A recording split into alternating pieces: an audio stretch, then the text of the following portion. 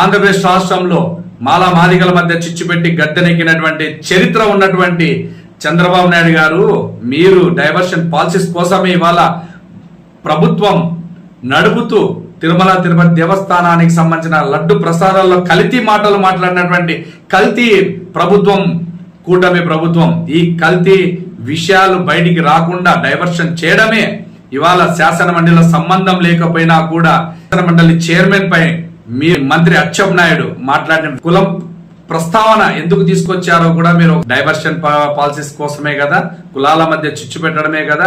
చేతనైతే ప్రజలకు సంక్షేమ పథకాలు అందించండి.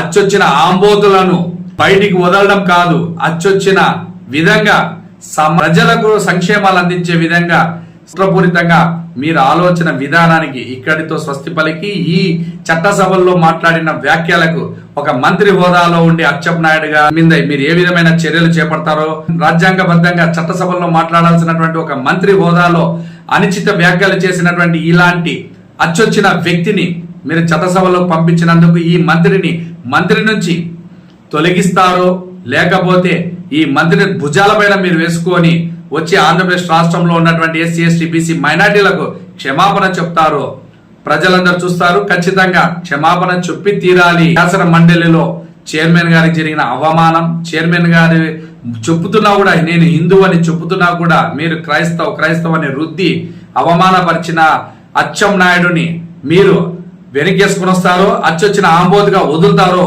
మీరే ఆత్మ పరిశీలన చేసుకోండి. నారా చంద్రబాబు నాయుడు గారు ఖచ్చితంగా ఆంధ్రప్రదేశ్ రాష్ట్రంలో రాబోయే దినంలో జగన్మోహన్ రెడ్డి గారు ముఖ్యమంత్రి అవ్వడం తథ్యం. ఎంతో మంది ఎస్సీ ఎస్టీ బీసీ మైనార్టీలకు గౌరవం దక్కడం వాస్తవం.